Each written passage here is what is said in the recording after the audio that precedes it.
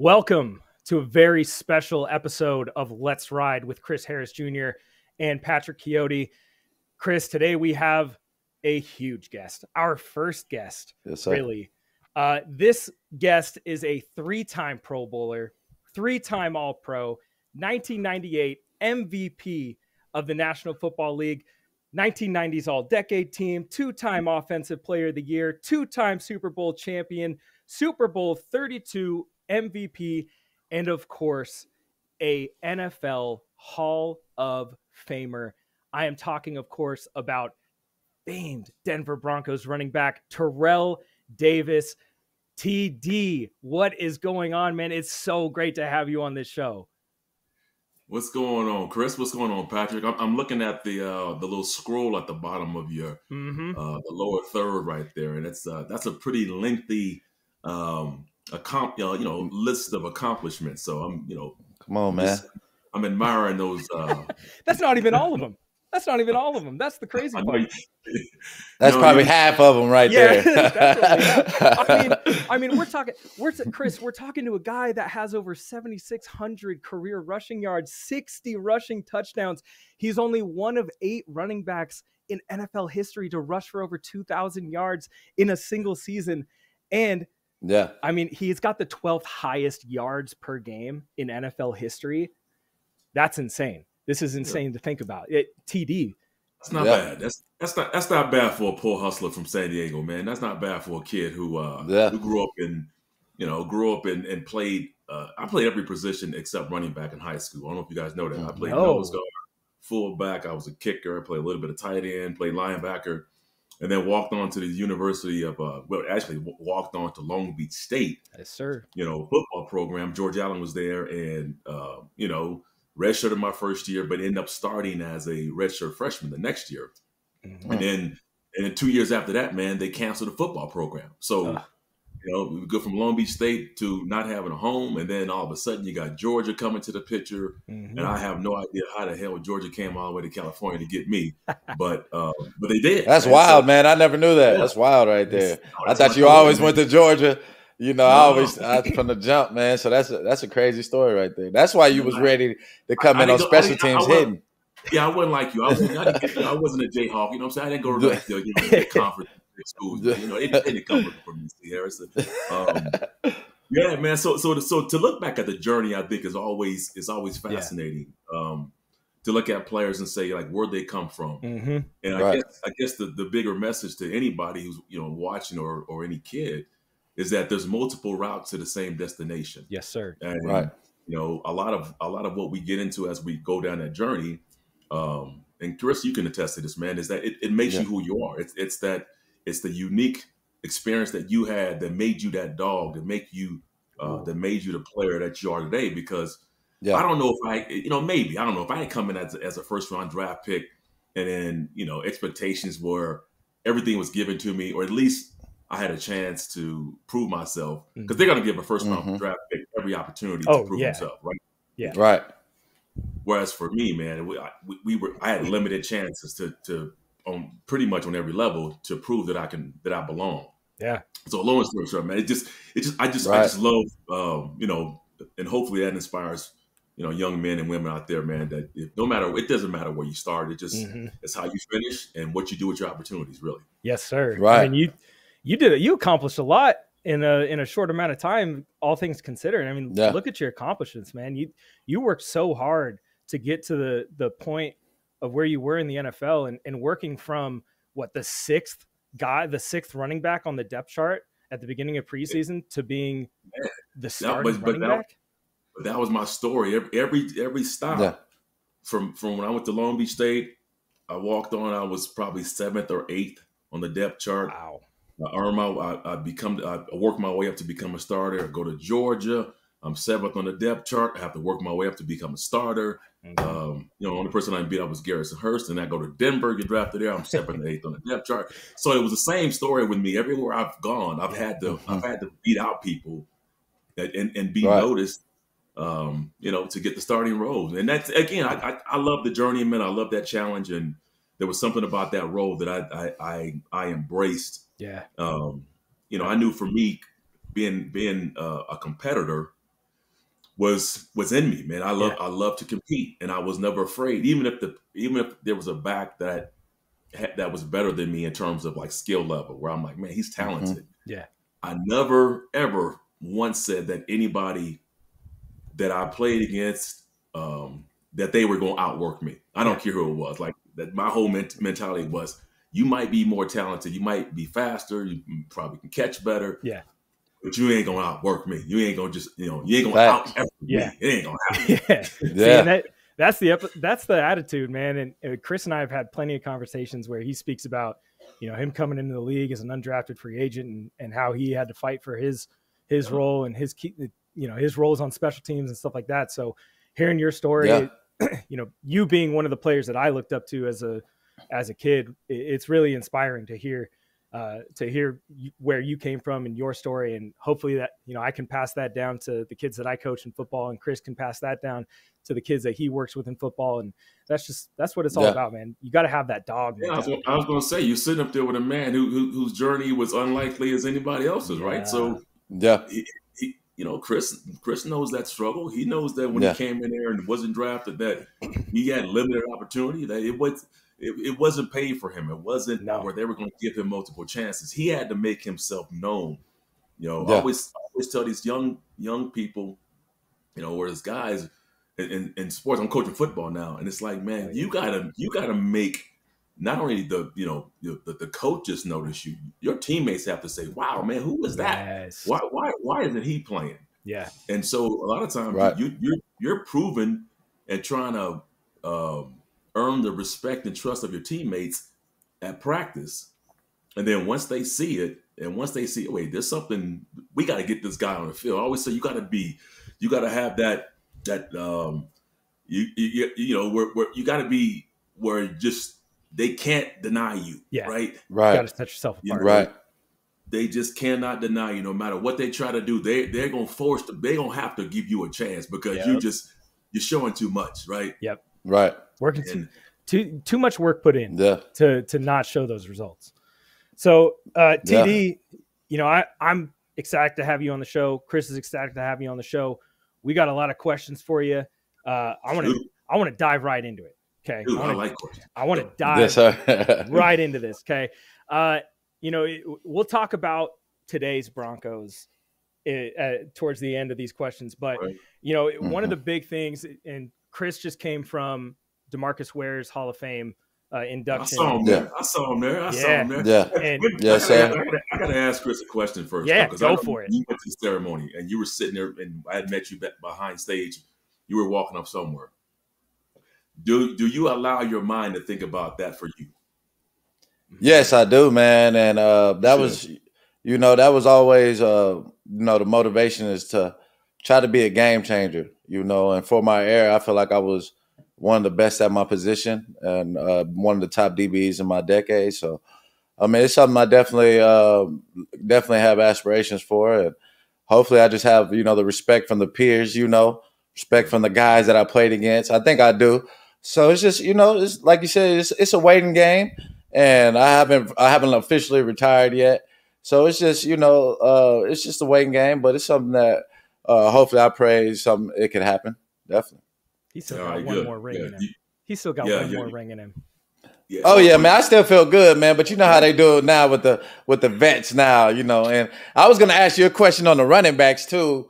What do you think about the situation that it is now in the game that it is now? How they're getting treated, as second-class citizen, and we know that you can't win a Super Bowl without a running game. That's just not going to happen, So what do you think about what's going on now with the running backs?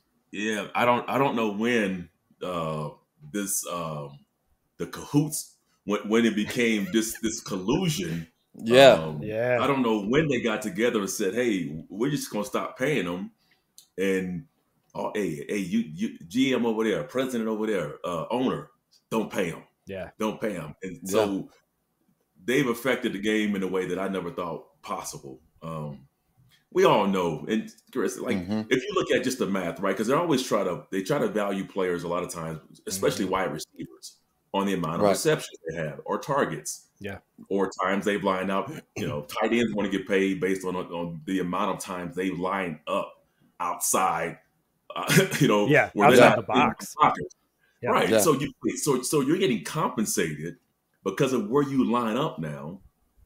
But a running back in every game is typically he's either number 1 or number 2.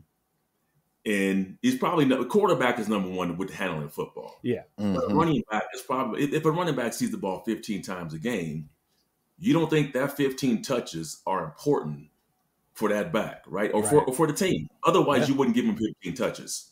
Mm-hmm. Right? Exactly. If you were a number 1 wide receiver and you got 10 receptions in a game, that's a lot. That is a lot. Right. That's the standard. That's like if you get 10 in a game, 10 targets or 10 receptions, then you're getting paid top-notch money. Yeah. So what they're doing, they're not paying backs off the amount of touches. They're paying them off whatever, I don't know what logic and what theory and what metric. What metric they're paying them off of. But you still, but you're giving us the ball enough times where you say, yeah, you're valuable, but we're not going to pay you. Yeah. It makes no sense in my head. It just makes no sense whatsoever. And you said it. Yes, more and more teams are throwing the football, but if you could have that, what I call left and right punch. Yep. A lot of teams are fighting with the one hand, but if you can get that right and left, it makes you dangerous. Now, it's not saying that if you're in the playoff, you're just going to run the ball. No, but it just says that you have options, and now you're fighting. You got you got a left and a right. You got a counter. You got a hook. You got a cross, and it just makes you more dangerous. When I played with the Broncos, obviously our team in 97, 98, those years, we had a strong running game. We also had a strong passing game. Yeah, right. So it was complementary. We complemented each other. And there were games where we go into it and we just couldn't run the ball. I mean, the team said, you are not going to run the football. We tried. We had the attempts. And the run just, maybe it was 80 yards total, but we weren't going to abandon it. Yeah. Yeah, and then we threw the ball really well. So it opened up the passing game. And then vice versa. We had some games we come in there and they're trying to be slick and say they're going to shut the pass game down and we run it. So but the bottom line is, man, the value for running backs. And here's my solution. I've been talking to people about this. The solution is this: we have to take players. And someone told me this. I'm stealing their idea. My man Jim Trotter dropped. Oh yeah, I love Jim. Yeah, you're on it. Yeah, Jim. Yeah. I said, Jim. You work with Jim. So Jim said, he says, strip pay away from positions. Right? You don't see that in basketball, a little bit in baseball because they have pitchers and stuff like that. Yeah. But if you just take the position off, and now you're paying your best players based off their abilities and not linked to a position, I think that's one of the answers you can do. I think the second thing, if they don't want to do that, they have a guaranteed spend on that position. It's similar to the franchise tag, but the franchise tag is based off the average of the 5 highest, salaries, and that can be manipulated, right? Yeah. You can manipulate. So what I'm saying is, we already established it's quarterback. It should be running back still. So quarterbacks get their $50 million. That's it. They get capped at $50 million or whatever it is. Backs need to spend. They need to spend. Let's say it's $20 million on backs in that category, and so you can get your bell cow, put them in there. So, man, I know it could be flaws in that little, that's. I like that structure. It's a start, man. It's a start, right? Because that way the guys aren't fighting and doing this stupid franchise tag. Which that's what's messing us up right there. It's the franchise tag. It is. Yeah. PD, you mentioned baseball, and it's so funny because when you think about baseball contracts, pitchers are generally the highest paid players in the sport. They play once every 5 days, but why is that? Because of the toll that it takes on their body. Yep. And you think about that in terms of running backs. Teams are using running backs. The top running backs are getting 200 carries a year. That's a lot. That's a lot on your body. That's my point. Yeah. Yeah. And so it's like, why are we not going to pay them? We're so worried about quarterbacks and their bodies and preserving them, but we're not worried about these guys in the running back room. Like it doesn't make sense to me at all, man. It doesn't make sense. And it's getting worse too, because, and then you slap the 5th-year option on. Come on. Yeah. You can literally get a first-round running back. And that's why, to me, I'm surprised more teams just don't draft running backs in the first round. Right. Because you now have your option on that player, and then you can give him a ridiculous franchise tag in year 6. So you got a running back for 6 years, 6 of his best prime years. And then after that, you can say, okay, I'm done. We're walking away from it. That's going on with Josh Jacobs. That's what he's going through right now. You know, he's a guy that should be highest paid running back in the league. And he's just not – there's no way the Raiders are competitive at all without Josh Jacobs. So seeing him as one of their best players, how can this guy not be compensated for that? So those are issues that we're seeing around the league that's frustrating. Yeah, it's nuts, man. TD, I want to shift to the Hall of Fame, and I want to shift to the Broncos. You played with multiple Hall of Famers in Denver. John Elway, Mark Schlechter, you played with a bunch of guys that are Hall of Fame caliber guys. Was there someone on the Broncos who isn't currently in the Hall of Fame, but really should be in the Hall of Fame that you played with? There's a lot of guys. I mean, let's go number one. I'll stick with players. I think Rod Smith should be in the Hall of Fame. I think Rod Smith is going to be there one day. He's fighting a uphill battle that's severe because of the amount of receivers that are in the pipeline right now, and they're all dang good, receivers. But he gets overlooked a lot. I'll say Rod off the start, but then I have to go to my head coach Mike Shanahan. Yes, he's not in the Hall of Fame yet. No, man. And they didn't put him in this year either. Make it this year either. So how many coaches have back-to-back championships? 2. I was gonna say Minute. Yeah, he should definitely be in. That's it. Yeah, it's nuts. Yeah, it's insane. I thought Jimmy's got back-to-back. Jimmy Johnson. Yeah, the Cowboys. Jimmy did. Yeah. Jimmy Johnson. Okay, so 3. So we're 3. No, I think you got to go back to the Steelers. Yeah. Green Bay probably got some back-to-backs. In the That's active back in era. the 60s, though. In the active era. But Woody, yes. Woody, yes. But the bottom line is yes. I mean, with 2 back-to-back, and I think people stop right there. They say, "Oh yeah, he won back-to-back," but they don't. All the winning seasons that Mike Shanahan had, and then what he's doing now with basically his coaching tree, impact with his son, and I mean all these coaches who are winning, Super Bowls. Sean McVay's out there, and all these coaches all stem back to what Mike has created. He was just he was my best coach I've ever played for. I love that on so many levels. So I'd say Mike Shanahan, but my buddy Rod, I think Rod Smith should be in there one day. One of the best receivers I've ever watched play football, man. Truly, just and hard worker too. Came from super small school, worked his butt off. Exactly. Same. You got to start from somewhere. He started at the bottom. He worked. The crazy thing about it, I remember when we my second year in the league. And funny thing go back to the other stories, Rod was actually on when I made the special teams tackle at the in Japan. In Tokyo, Japan. Yep. So Rod is number 19, and he's right next to me as we run down the field. And he was the one that showed me where to line up. I had never I'd done kickoffs in high school, but I had never done kickoffs with the Broncos, so I didn't know exactly where to line up. And so he was the one that showed me where to line up on that play, because they told me just go in there on kickoffs. So Rod for putting me down there, and then he got he was like, hey man, he was right behind me about to make the tackle, but he was just a little too slow. He was a little too slow. Got to work harder. Got to work harder. Oh man! So speaking of preseason and special teams, I wanted to ask you, how do you view special teams today in today's game, and what kind of impact do you believe that special teams has on a player's career long term? Yeah, they're trying to kill it, Chris. This. It's like it's especially the return game, kickoff return. And I get it. I am 100% behind the reasons why they're trying to take kickoff returns out of the game.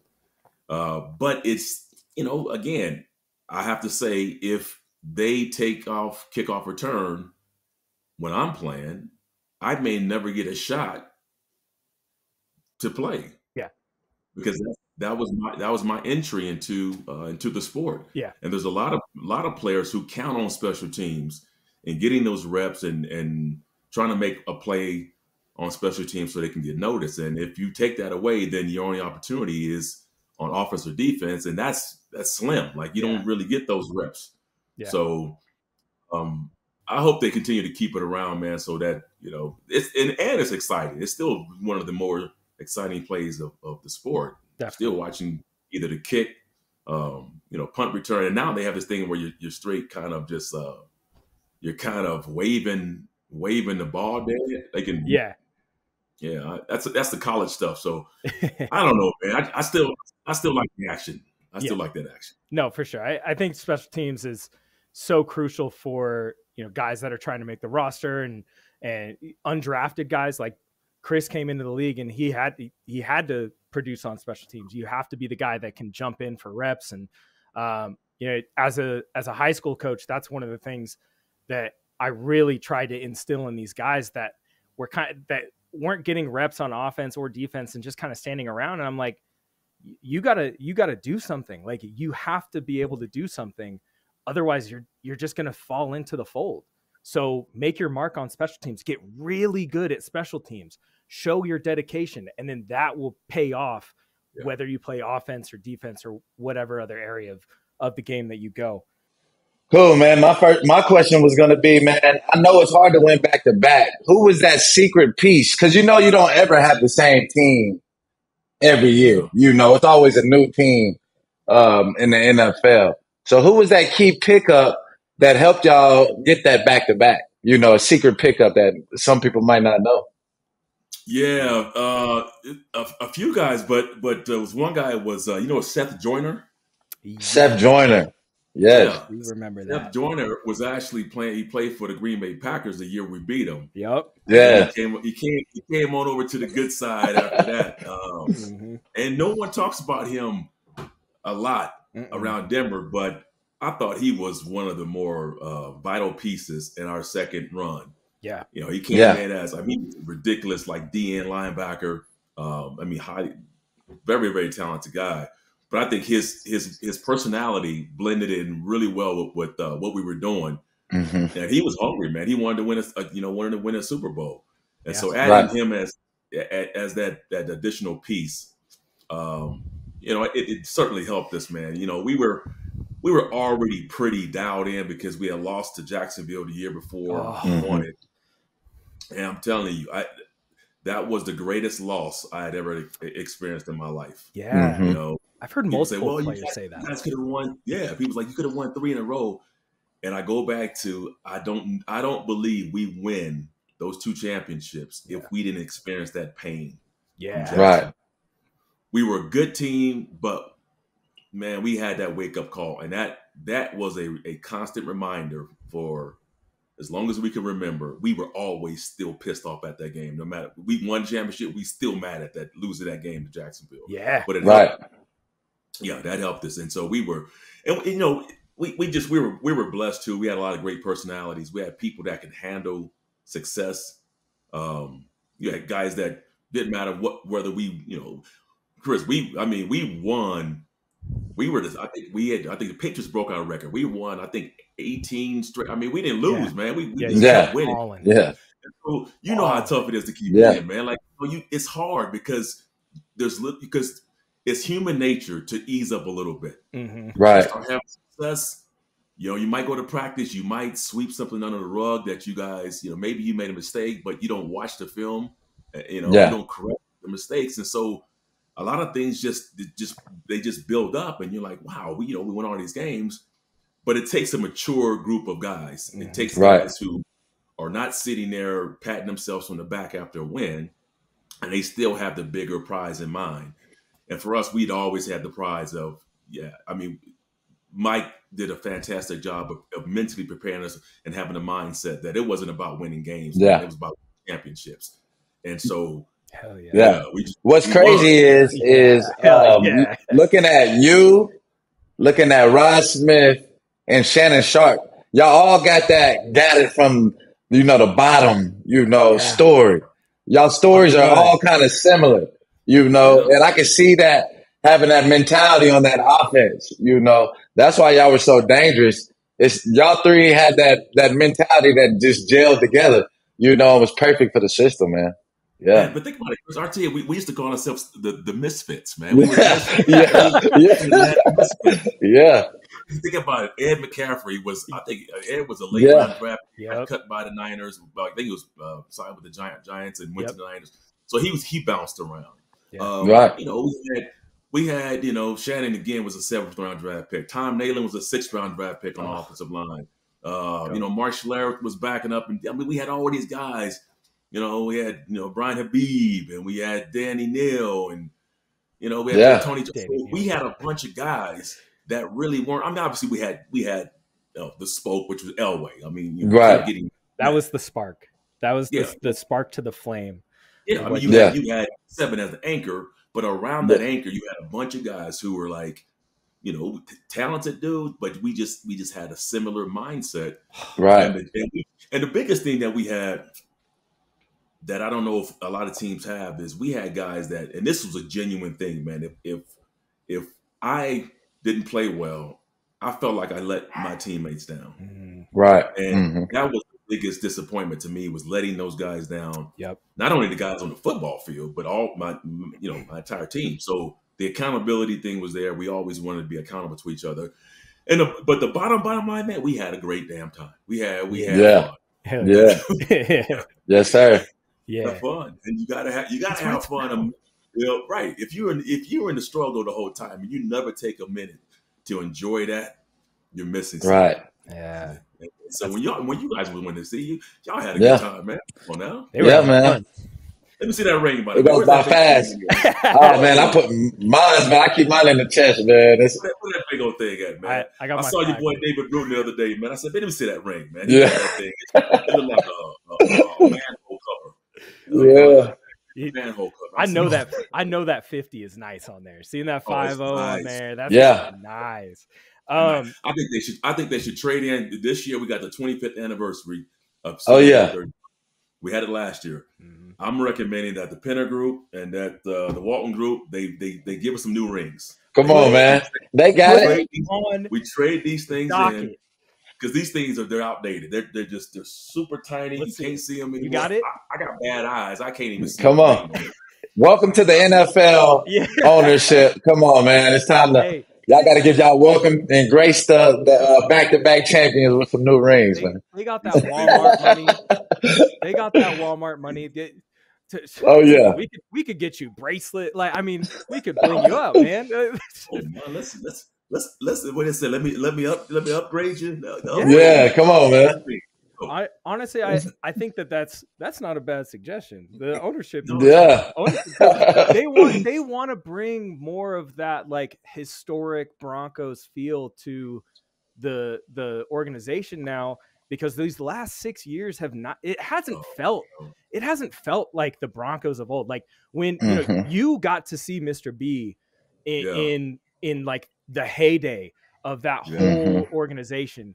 And Chris, you were kind of at the tail end of it, but it's like, that was like the Broncos were in it every year, and he made sure of that. And I feel like the Walter Penner Group, they want to take it back to that place, but it's like in order to do that, you have to respect the history and the culture, and bring all of you guys back.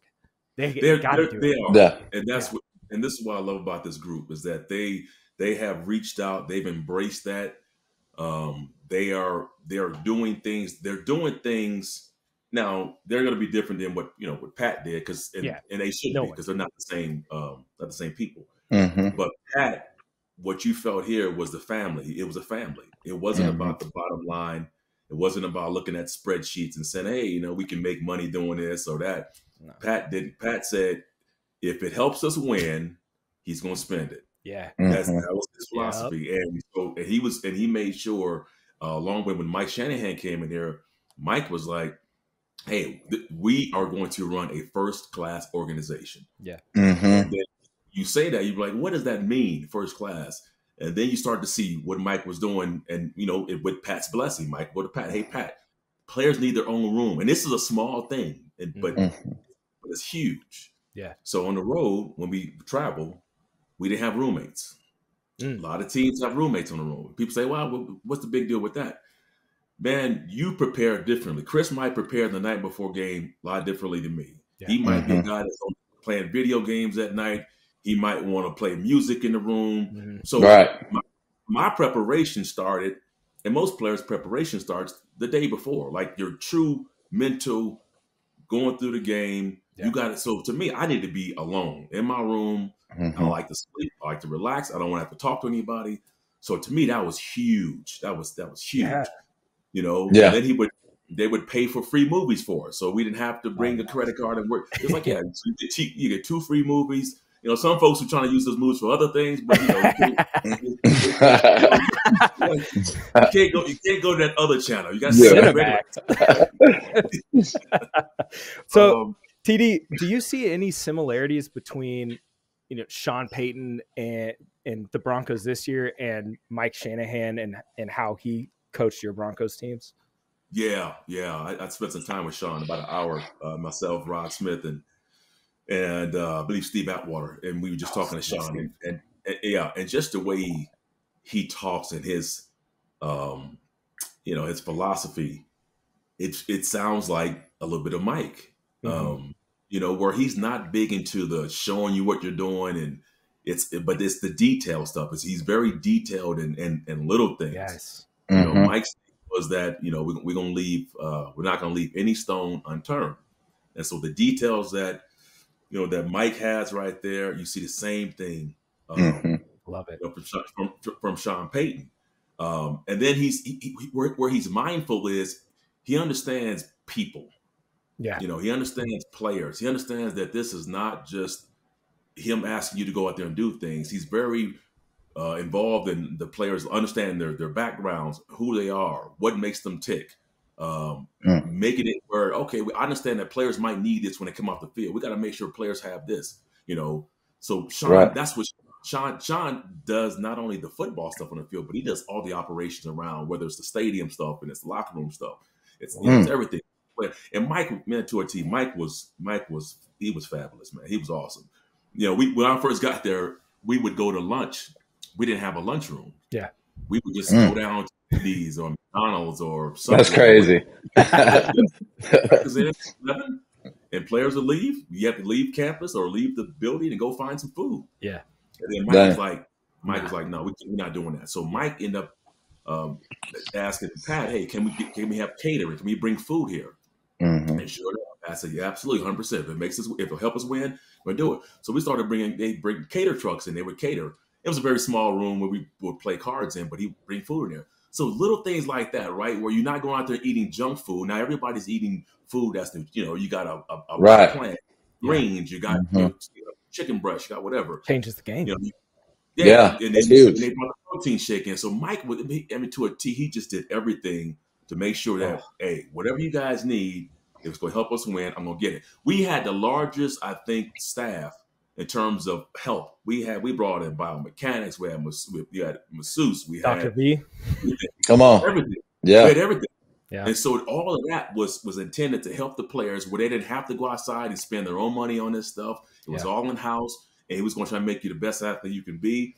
Remember, EAS was the first sports performance company that was based out of Denver. He brought them in. So we had protein stations and stuff. So this is all right now. It's ridiculous. Right now they got it's the impact. Right, it's the impact. The Shanahan. He was like the start of it. He was like he was the guy that sparked all that thing, all the stuff that you need, and just going around and asking guys around the league. We always had the most stuff to be able to, keep guys healthy. Greek had he always had a solid team. We always had the best. We had the cryo chambers and all the different things that they have there now. So they always try to do, to stay up there with the league and giving us the best ways to stay healthy. And it's crazy because we've been having a lot of injuries the past couple years with all the resources that we have. So it just lets you know football is football, man. It's hard to you can't stop injuries, right? No, it don't matter what you have, but Denver does an excellent job of getting everything that you need as a player to be able to succeed out there. But sure. I'll say one thing, and I don't know if it's a theory or whatnot, but it goes back to injuries, and I think part of the injuries, in my theory, is that players train a lot. A lot of you players train all over the place now. Right. Everybody trains all over the place. And so what happens is it's hard for your trainer at the facility to keep up with who's doing what. And so a lot of guys are just training, thinking and bless them, they're training, but their training is not meshing up with what they're actually doing when they come back to football. Right. And a lot of time, I think it's being counterproductive. So for what we did here, we all trained for the most part. Shannon was the only one that trained in Atlanta. But most of us during the season, off season, we all trained in Denver. Yeah. And so that's one theory I have. Right. Like, people they doing individual training all over the place. Yeah. The second theory I have is that, man, y'all don't hit no more, man. Y'all don't hit no more. Yeah. So you gonna get used to hitting and being hit if you ain't hitting. You gotta callous yourself, man. And so we would, we didn't smack a lot with Mike. We smacked during training camp. Yeah. During the season, we only had a couple of periods where we put pads on. But I just don't see teams in general, and I know the CBA and all that stuff. You can only have so many days in pads, but that could be, to me, I'm like, we got to get these boys tough again. We got to get these boys, yes, sir. Get them calloused a little bit. Yeah, right. No, absolutely. I think that Sean, going from last year and even a couple years before, that attitude of the physicality in training camp certainly changed this offseason for sure.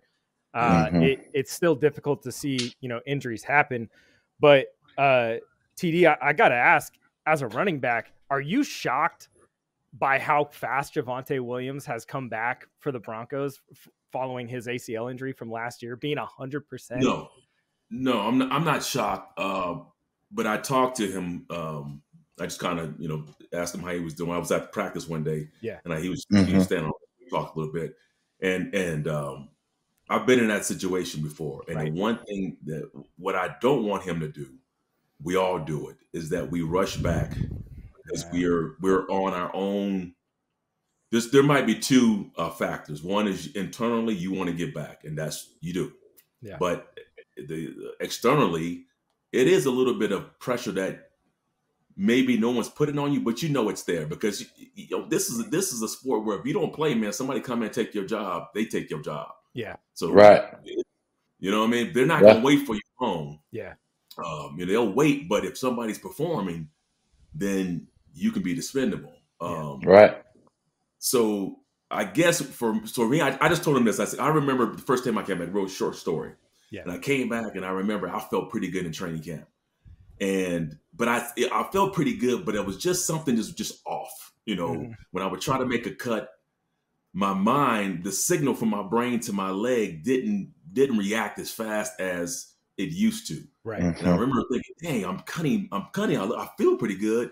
And then I would watch tape and I would see it. I'm like, man, I'm not as my feet aren't alive.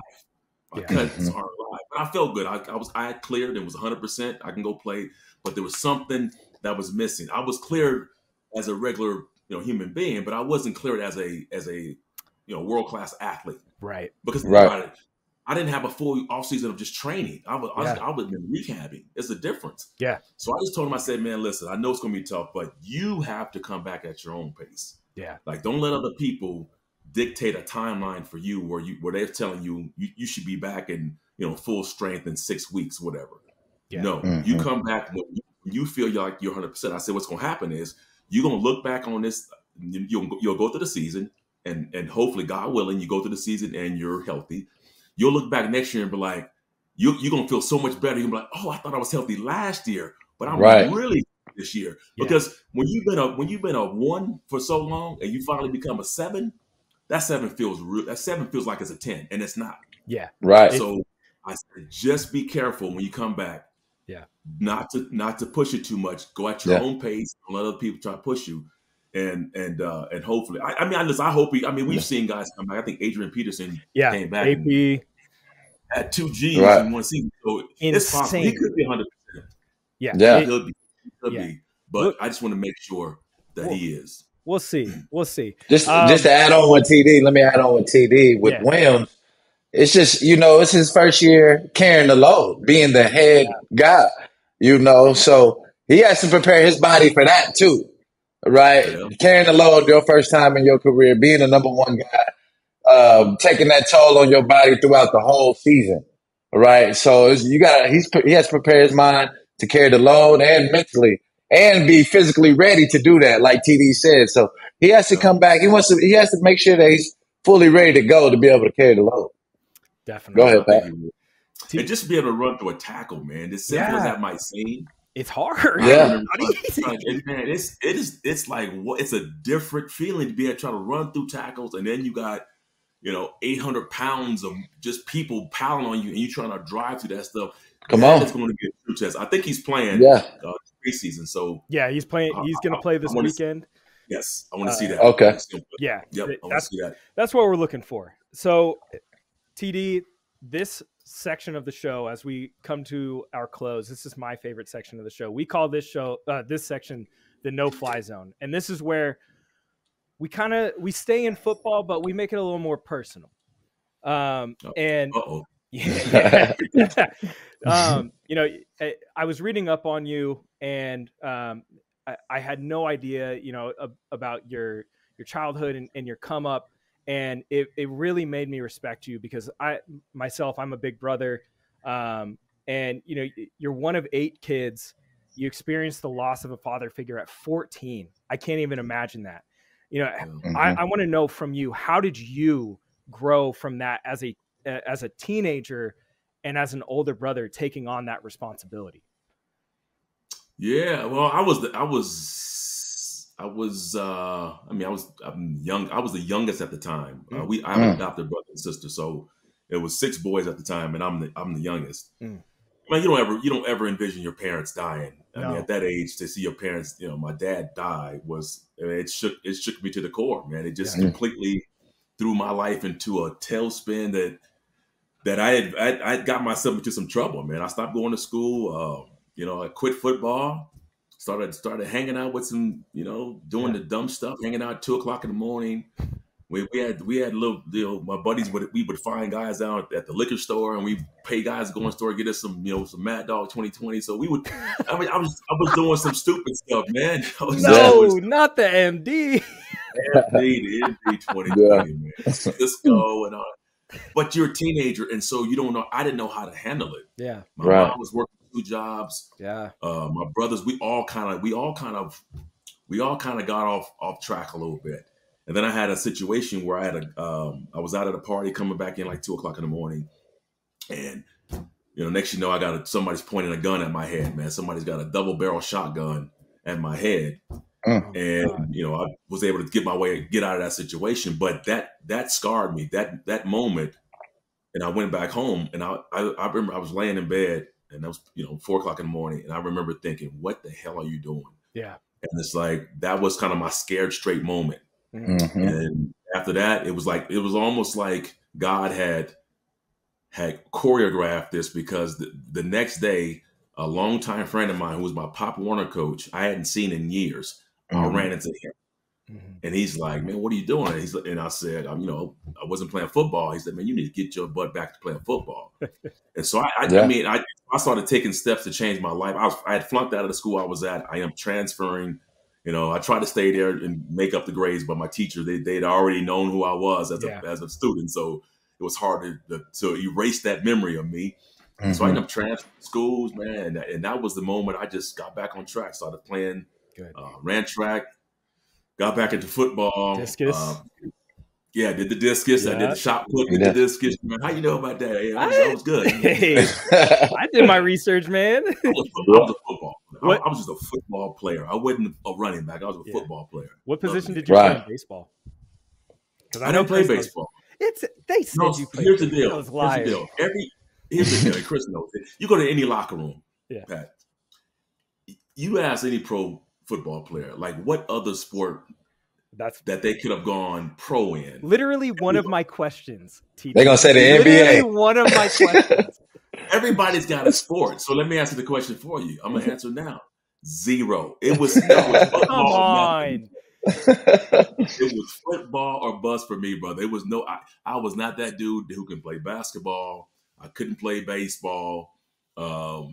Decent at soccer, but there was no other pro sport but football. And so I'm one of everybody. Chris, what about you? What sport? Basketball. I'm gonna say I had offers in basketball, so I could have went either way in college, but football is definitely the best choice. Yeah, I had some basketball offers coming up. Yeah. Football. I never grew. If I kept growing, then of course basketball. But 5'11", man, that ain't gonna work in the NBA. Only a couple. No, not for me. Only one though. I'm probably the only one who said I know the sport, man. Zero. Last question here for you, TD. I just want to say thank you so much. Your time has been awesome. It's been great to hear everything that you've had to say. All of your insights, amazing. I got one last question, and I got like a half question for you. The Super Bowl 32, the migraine. Yeah. Walk me through that, and how hard was it to have to sit out of that game on the biggest stage? Yeah, that was bad. The second quarter, but. Yeah, but still, it was huge. I've been dealing with migraines since I was 9 years old. Played in high school games, Pop Warner games with them, and I've been managing them in college and pros. But every once in a while, you have a breakthrough.